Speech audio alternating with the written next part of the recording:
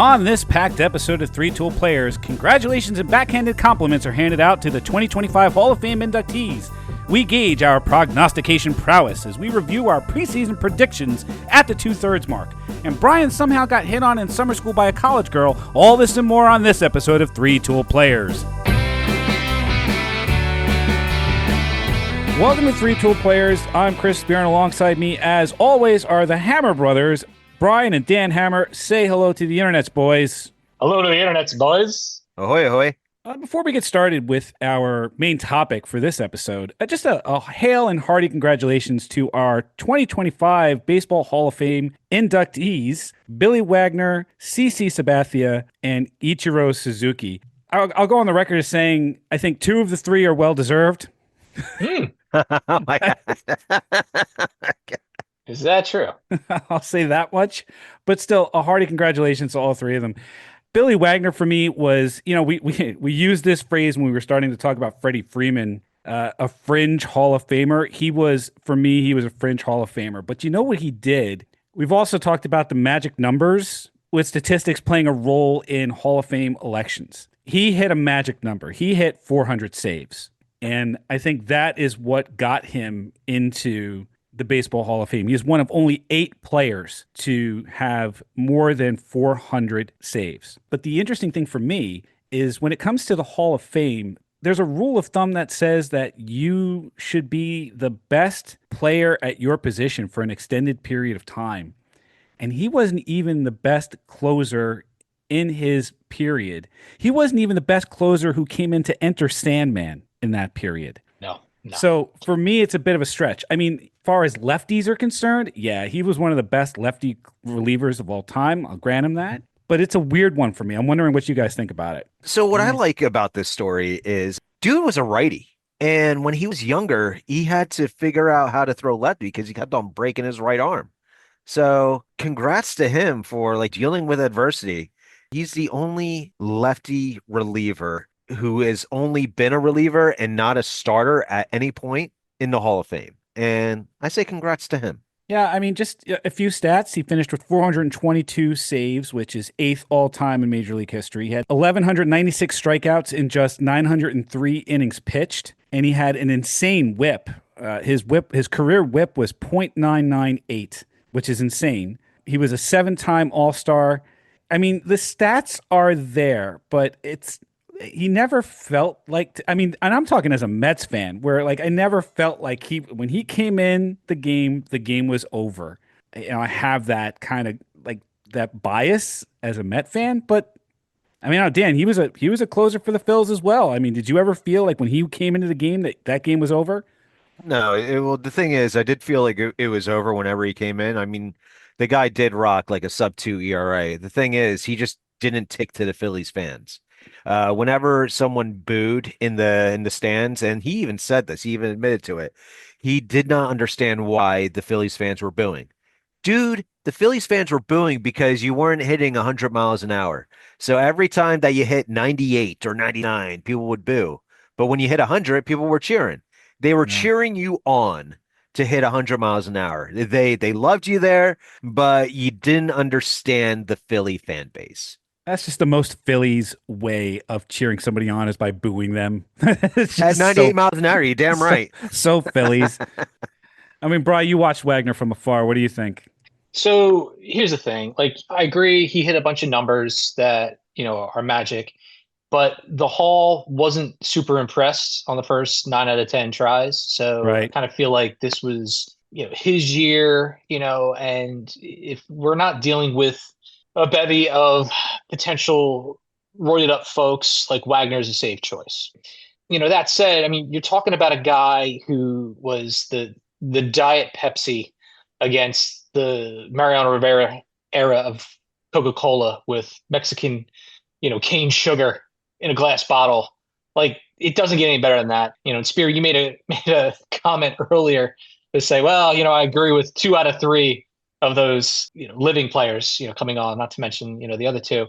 But isn't it great that those 2 that you're mentioning also donned pinstripes in their career? Wasn't that fantastic? Hey, Brian, I just want to say, I love how you made this conversation about you and the Yankees. I Love didn't it. make it about me. I made it about the Yankees and made it about the Exactly. greatest team, greatest franchise on earth, Good perhaps Lord. the galaxy.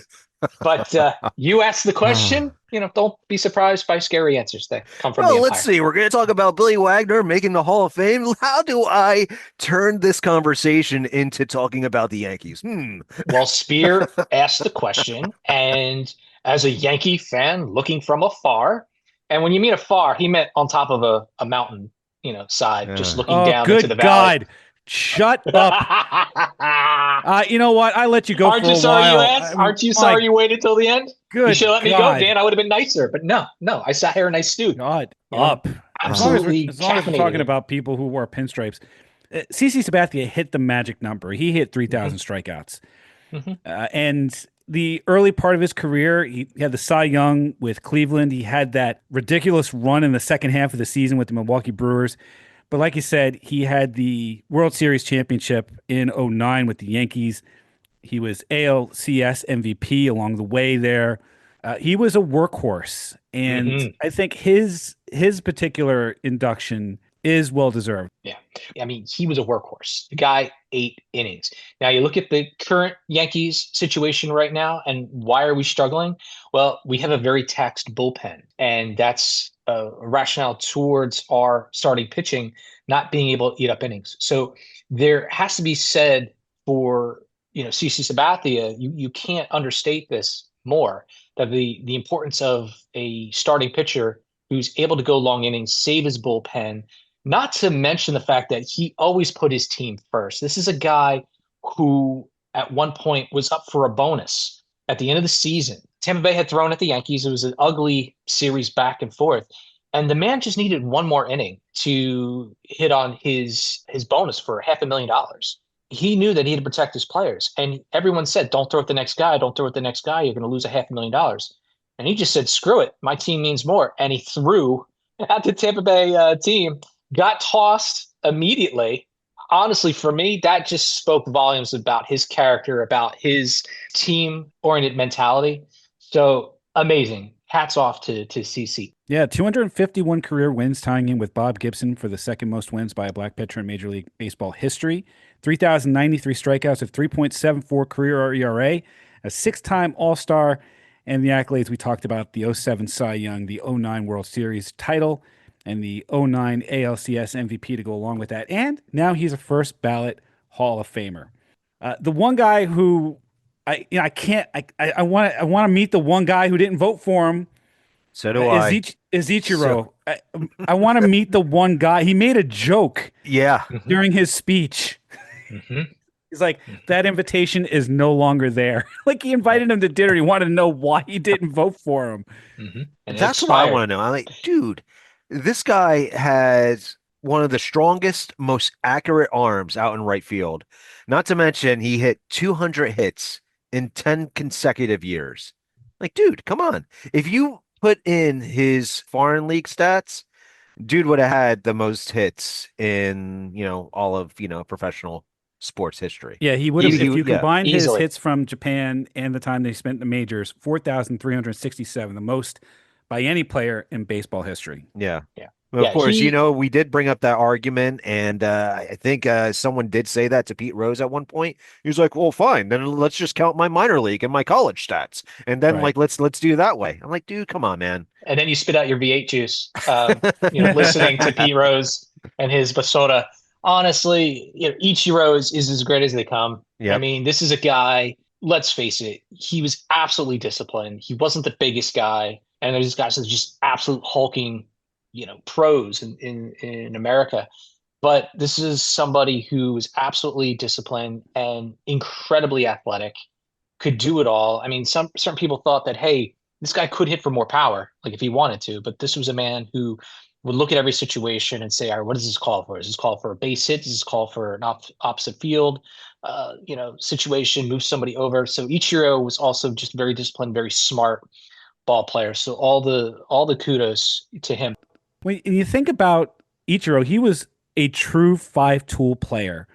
Yep. He could hit for power. He didn't have to, but he could. and he had the contact, he had the fielding, he had the arm, and The he had speed. the speed. He is one of only 7 players in history to have 3,000 plus hits and 500 steals. That's Yeah. 3,089 hits and Hmm. 509 steals. And again, you can just imagine what his statistics would have been like had he started his career in the major leagues when he was younger. He only came to the major leagues in his age Yeah. 27 year, Yeah. which is ridiculous. It kind of Yeah, for reminds me of sure. Hideki Matsui too, because if you take a look at his stats, I mean, like, dude hit like, he came up when he was 29 years old with the Mhm. Yankees. Yep. Came up 2003. If you take a look at his foreign stats, if you put both of them together, dude hit over 500 home runs. Yep. He hit 175 home runs in MLB, but if you count Japanese league, yeah, over 500. It's Yeah. insane. So, good for the three of these guys that made their way into the Hall of Fame. There's a few people dangling on the ballot. Carlos Beltran is still eligible. Andrew Jones has one more year of eligibility. I don't know if he's going to make it. He had 66% in this last ballot. Same goes for Omar Vizquel in his last year. Andy Pettit's on year 9 of Ooh. ballot. So I don't know. Chase Utley's still on the ballot. And then you got a couple of guys that have been tainted. The A-Rod, the Manny Ramirez's of the world. Pettit's part of that conversation too. Don't forget. Yeah, that's right. Notable first-time eligible players: Cole Hamels, Ryan Braun, who's going to have that PED suspension Yeah. looming over him, Nope. Mm-mm. Matt Kemp, Nick Mm-mm. Markakis. None of these names Mm-mm. sound interesting. So it's like maybe it had like the Billy Wagner thing. It's like we have to elect somebody in, so it might as well be this guy, and that's what it kind of feels like. I mean, you think about who are the two or three notables that we are anticipating to be first ballot Hall of Famers, and the two names that come to mind are Albert Pujols and Miguel Cabrera. But it's going to be what, at least a few years? Pujols is going to be 2028. Okay. Is that when But he's up? yeah, he's going to be 2028. That's when he's going to be up. But there are some names that jump out at me. In 2027, Buster Posey, the dude was lights out for the Giants. He could be a first, maybe second ballot Hall of Famer. Also in 2028, Yadier Molina is going to be up. Yeah, Yachty. Yeah, Yachty will that'll be be up. interesting if Yachty's in on the Yeah. first ballot.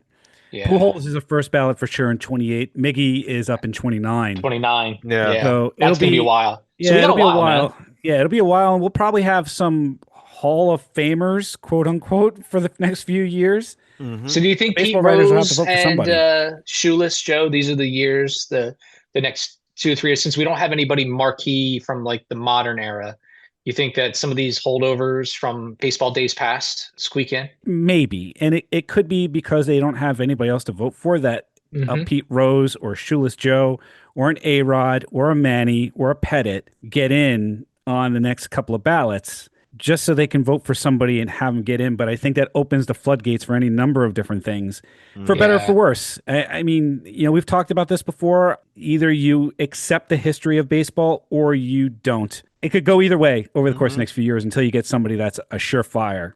But we'll see.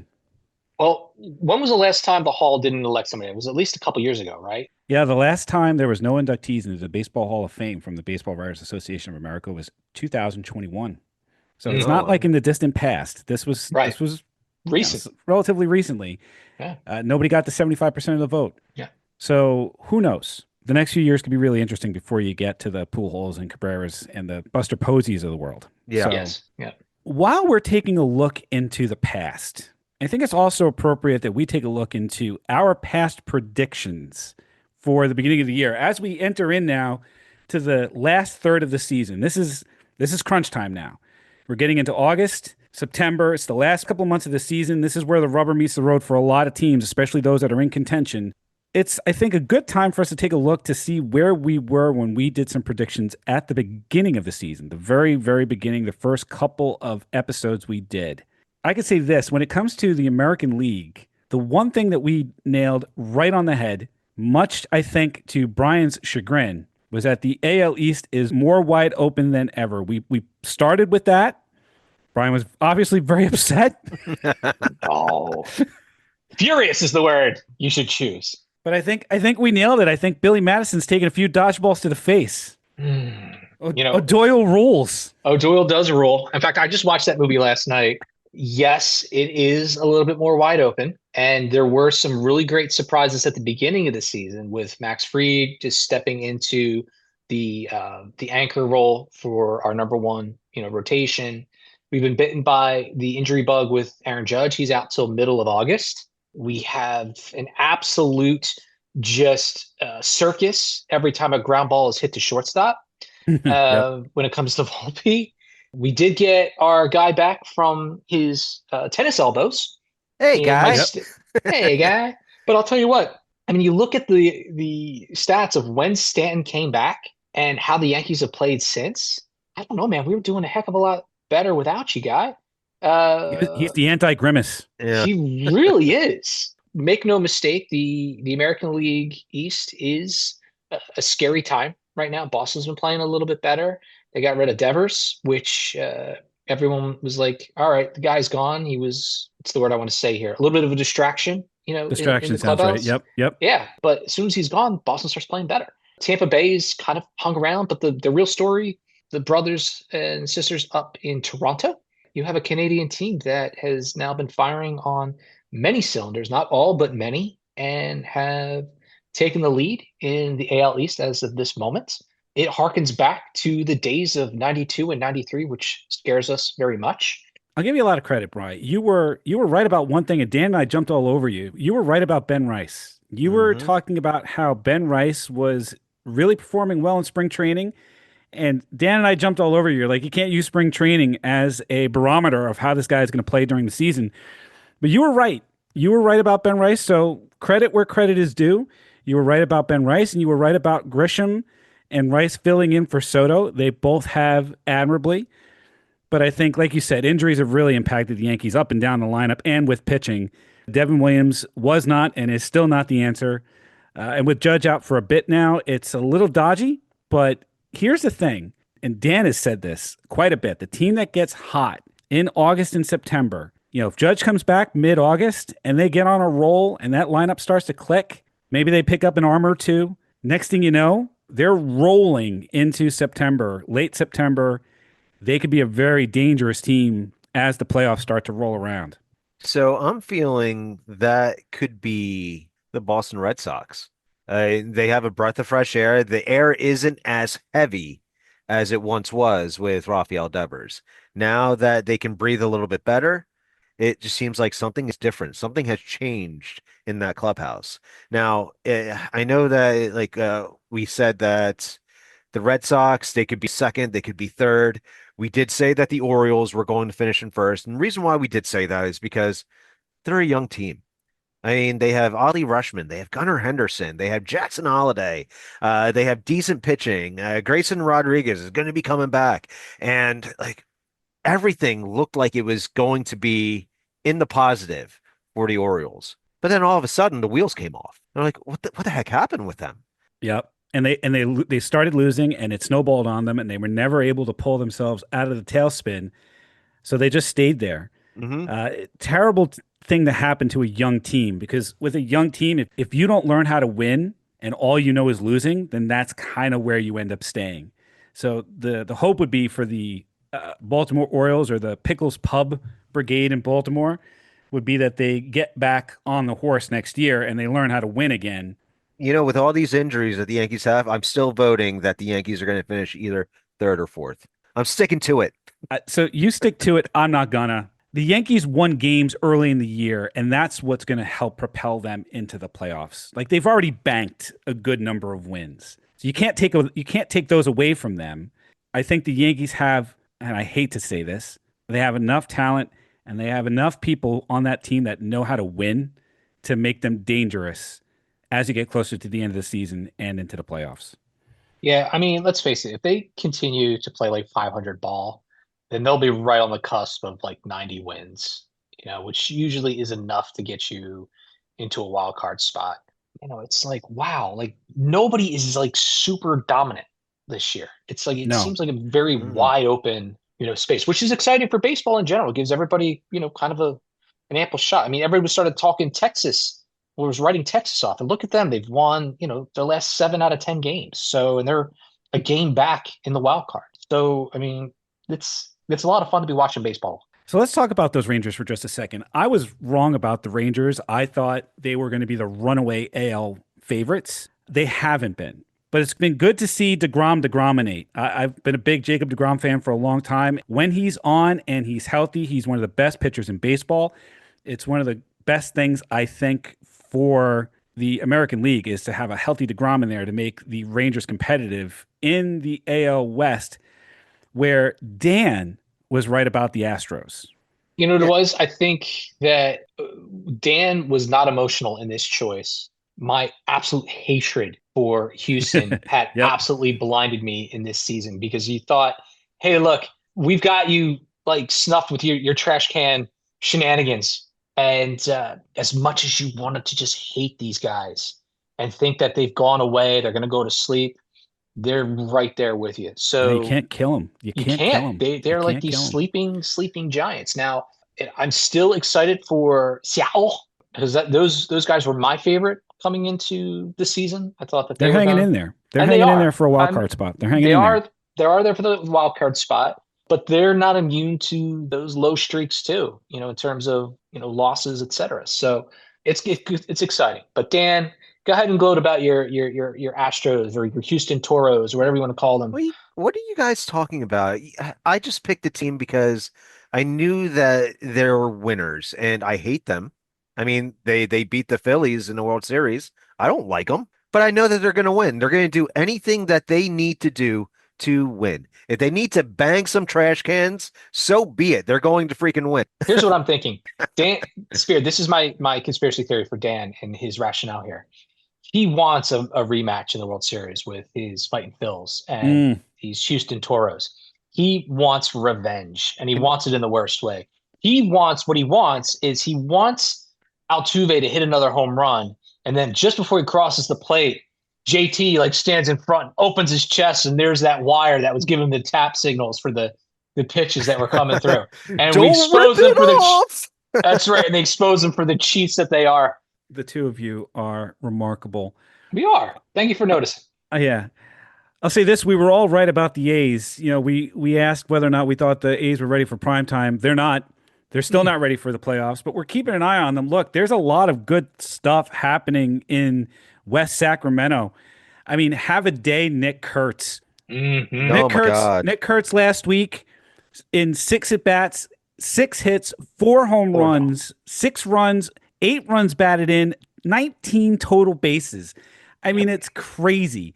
He is the first rookie in Major League Baseball history to hit 4 home runs in a single game. He became the first player in Athletics franchise history with a 4 home run game. Mm-hmm. I mean, pretty much the only thing that he didn't do was hit for the cycle. Yeah. He scored 6 runs himself, marking only the 9th time in Major League Baseball history that's happened since 1900. And he's the youngest player to hit 4 home runs in a game. Have a day, Nick Kurtz. 125 years, and that day happens. Now, I'm very excited for him, and rumor has it that he also helped get that stalled pitching cart off the field when it's stalled earlier this year. So the man's a hero across the board. An absolute hero. Jacob Wilson was an all-star. There's lots of good things happening for the Athletics. They're a couple of years away, but you got to think that if you're going to make a prediction, you got to think that the Athletics are building towards when they open that shiny new stadium. Was it 2, 3, 4 years from now in Vegas? It was about 4 years from now. I think they're supposed to open that stadium. Mm-hmm. When they open that stadium, they're going to have a good team there. The shiny lights of Las Vegas will be right there with the Athletics. I look forward to it. It's a lot of fun stuff happening out there in West Sacramento. Do we have any designs on what that new stadium's going to look like in Vegas yet?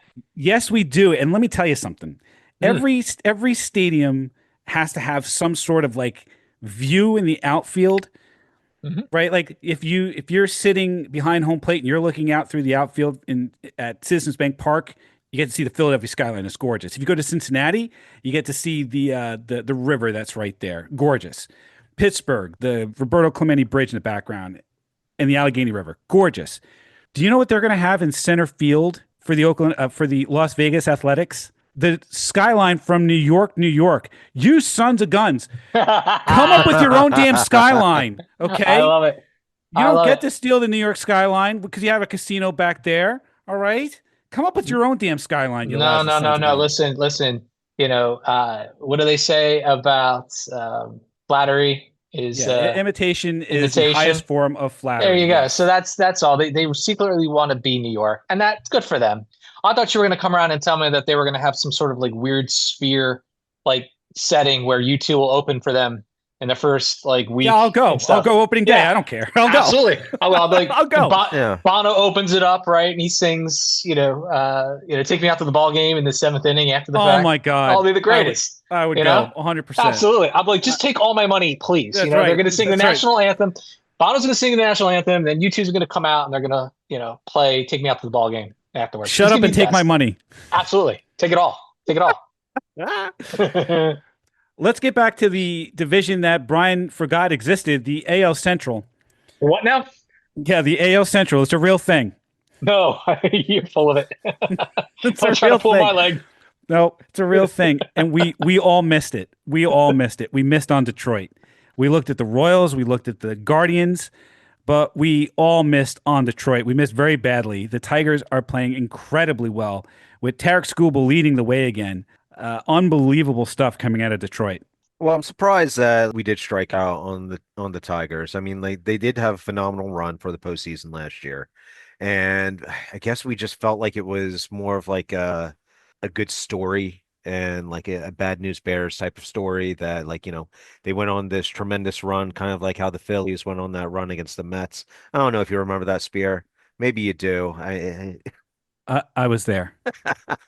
Mm. But it's just like their momentum has carried through to 2025. It's a great story. Yeah, So big. the teams that we did look at, for example, Minnesota. Who was up on Minnesota? None of us. We were all kind I of. was down on them. I remember Yeah, that, but I thought that maybe one of you guys were up on Minnesota. No? no, we were all kind of on the Twins are overrated, and Okay. they are. They are. They were overrated at the beginning of the season, and they are towards the bottom of the division. There is always next season. Byron Buxton cannot stay on the field, and I believe that's exactly what I said. Hmm. He cannot stay on the field. The Twins, there's always next season. And we picked up on the continued non-mentum of the White Sox. It's like, you guys sucked last year. You're definitely going to suck this year. But how badly will you suck? Well, And not as bad. I mean, that not as bad as some other teams. last year was record breaking. So Correct. But yeah. I digress. There's really not much more you can do on the south side of Chicago. But I'll tell you what, I mean, like we put our money on the Royals and the Guardians. They're still playing good ball. They're playing 500 ball, but the Tigers, they're a surprise. I believe that we had them for like third place, but it was going to be a tight race between those three teams. But we were thinking that the Royals and the Guardians would be the ones that were edging it out. Yeah, that's right. In the National League, the two of you were far more bullish on the Mets than even I was. Although, to be fair, Brian, True no one hell. got nabbed for domestic violence. No one got scurvy or diabetes. Nothing horrible happened to Juan Soto until he fouled a ball off his foot the other night. I didn't think they'd make the playoffs. I thought they'd come down hard from last season. Well, it's because I you're a was Mets fan. I, You are right. a I Mets know. fan. I know. And it takes a while to get over that. The culture is changing at Citi Field. And I had to get used to the idea of this, right? The starting pitching was way better than I expected before all of their arms started to fall off. The bullpen was doing well before all of the arms started to fall off there as well. So, we're coming up on the trade deadline as we're sitting here right now. The trade deadline is mere hours away. So we'll see if Stearns can do his magic again. But we're in it right now with the Phils. We expected that. We expected a dogfight between the Mets and the Phils for a wild card spot because Dan and I thought that the Braves were going to be back in it again. And we were very, very wrong about the Braves. The Braves could not get past their injuries. Their rotation was decimated. This was a team we thought was going to be able to bounce back and deal with all of those injuries. They're not in it to win it right now. No, and I have to say, Spear, maybe there's something going on with the water just in New York. in general because your arms are falling off. The bomber's arms are falling off. I mean, there might be some correlation over here. So I absolutely empathize with your situation. And it is fun to kind of watch you and the Fighting Phils kind of yo-yo back and forth between first place in the division and then back to a wild card spot. So it's really going to be interesting to see this kind of play its way throughout. But I will go on record to say that it is still only July 30th.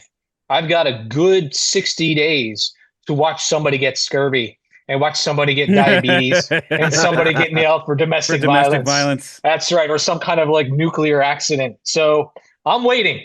All right. I'm still hopeful. I'll tell you what, though. I mean, the yo-yoing between the Mets and the Phils. The Phils right now and the Mets are in a bit of a arms race, literal arms race, I to saw what you did there. to stock up their bullpen as much as is humanly possible. Right. The Mets made trades for Tyler Rogers and Ryan Helsley just now, as we're sitting here. Yeah. And the Phillies got themselves a closer, which they desperately needed. Not to mention, we have a closer that we have for the next couple years. It's not like we only have him as a rental. We have him for 3 years. We have him this year and 2 more years. Yeah, So John Duran. So you'll have him under control for the next couple of years. It was a great trade. I mean, would you give up? You gave up one of your you your gave better up one starting of our prospects. you gave up one of the star prospects in McAble. But the thing is, I mean, the kid is still young, still needs to figure out his arms, still needs to figure out the strike zone and whatnot.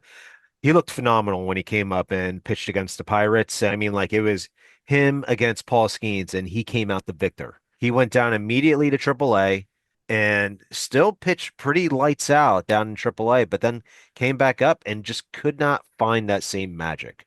I'm assuming that's how Dave Dombrowski and Middleton just decided, you know what, let's give this up because you know what, we have a lot of starting pitchers that we need to think about for 2026. So why not? Let's give this guy up for McAble to get out there and to figure it out with another club. We needed help in our relief pitching.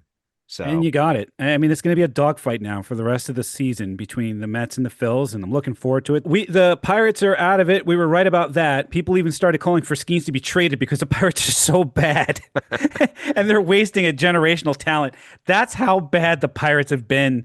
When the media and the fans start calling when the media starts calling for Skeens to be traded, that was your buddy Jeff Passan, by the way, because the Whose Pirates buddy? your buddy Brian. I know how much you love No, him. no. I wish that tree finished the job. Jesus. Keep going. So we were right about the Pirates. We were kind of right about the Cubs. Brian, though, was absolutely right about the Brewers showing up. Mm-hmm.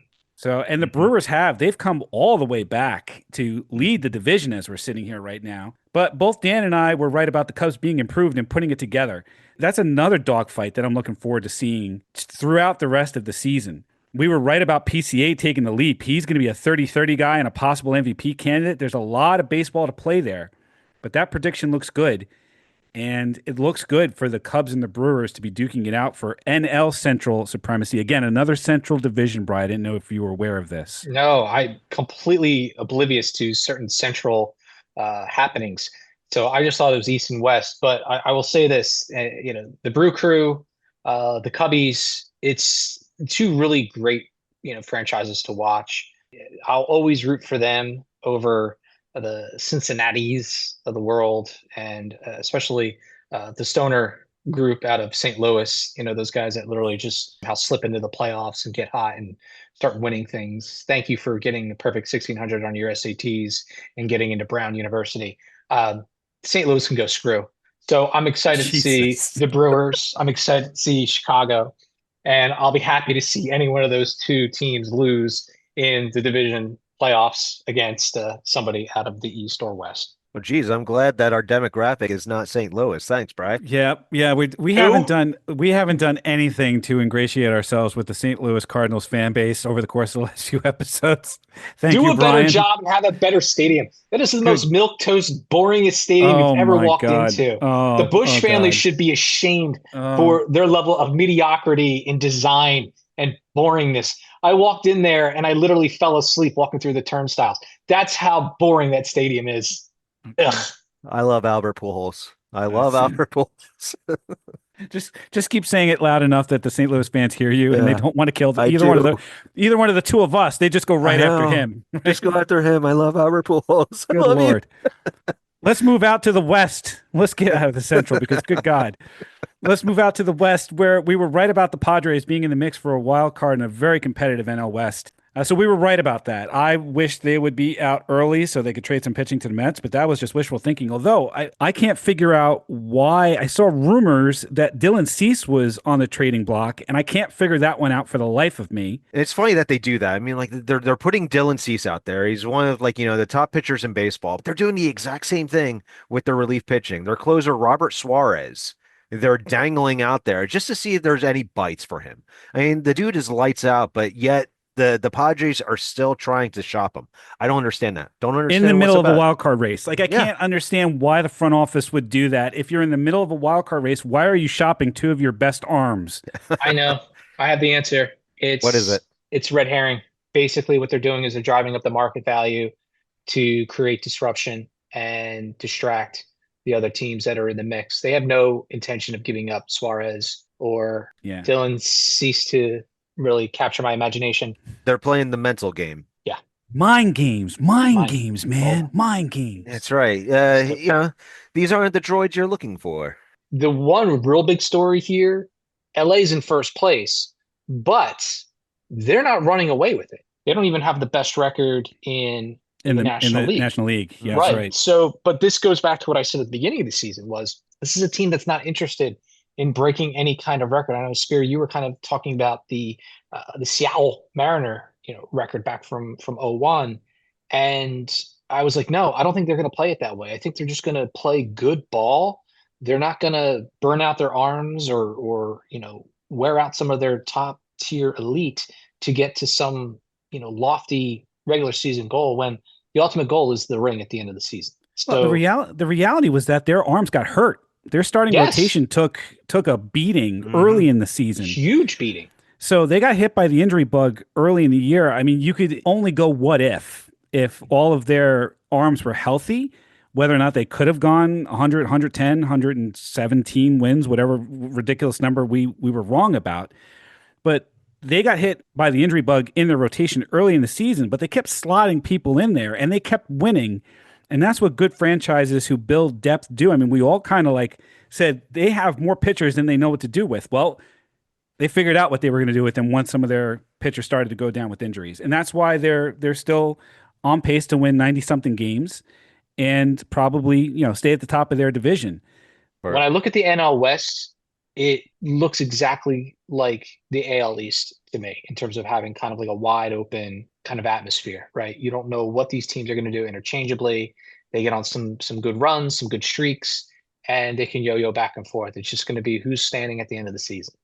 So again, LA seems like a pretty good bet, but San Diego, San Francisco, and Arizona, I mean, they could be in the same conversation.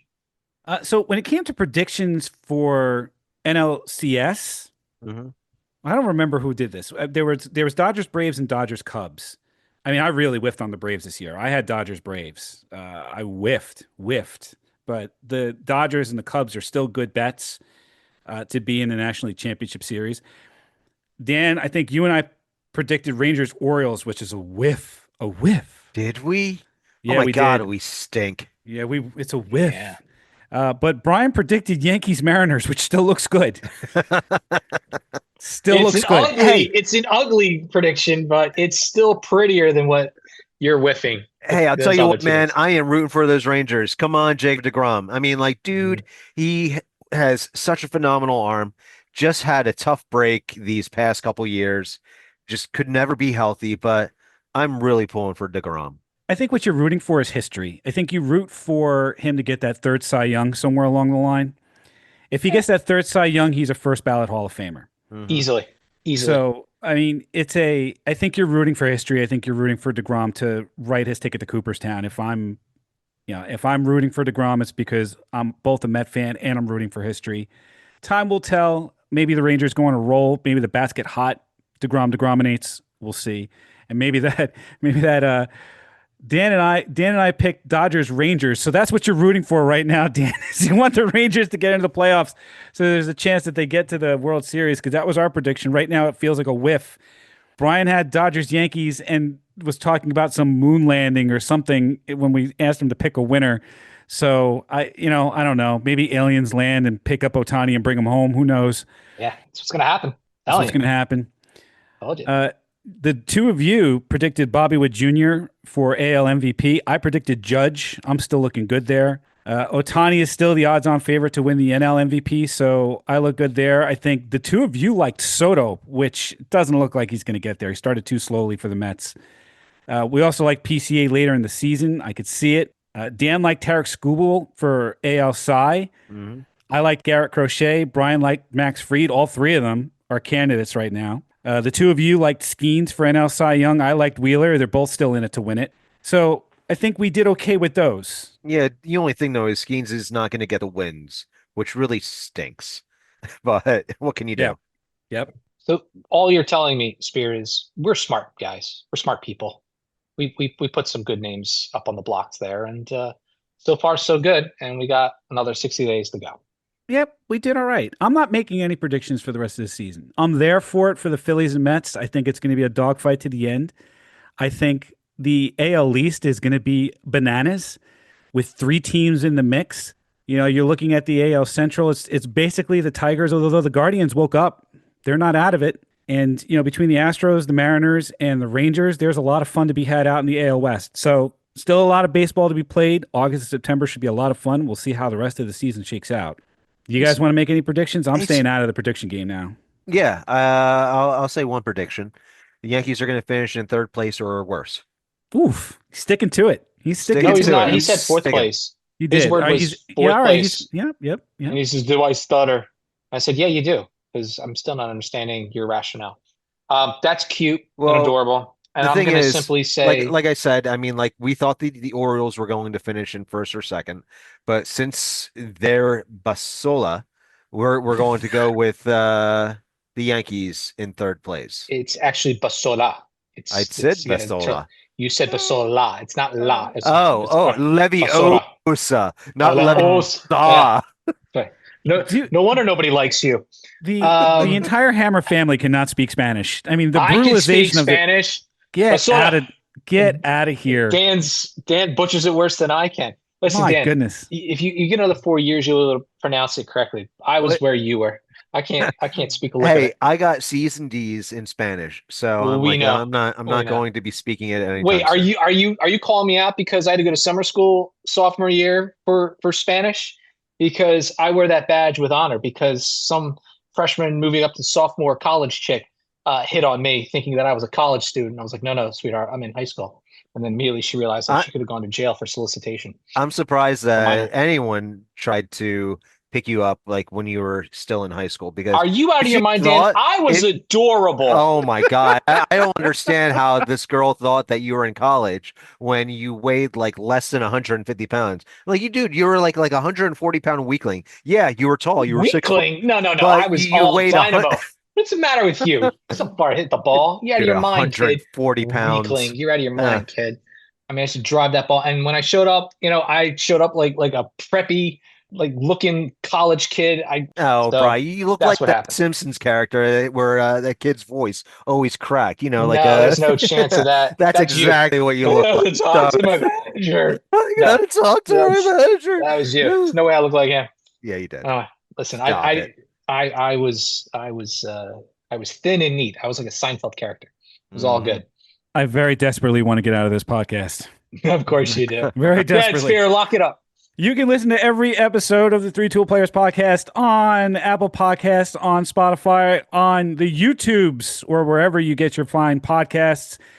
If you're on the YouTube, smash on those subscribe buttons. Smash, follow, subscribe, all of it. Smash them buttons, all the buttons. And you can follow us on TikTok at Three Tool Players and on the X.com at Three Tool Pod. For both Brian and Dan Hammer, I'm Chris Spear, and we thank you for listening to this episode of Three Tool Players. Adios, muchachos.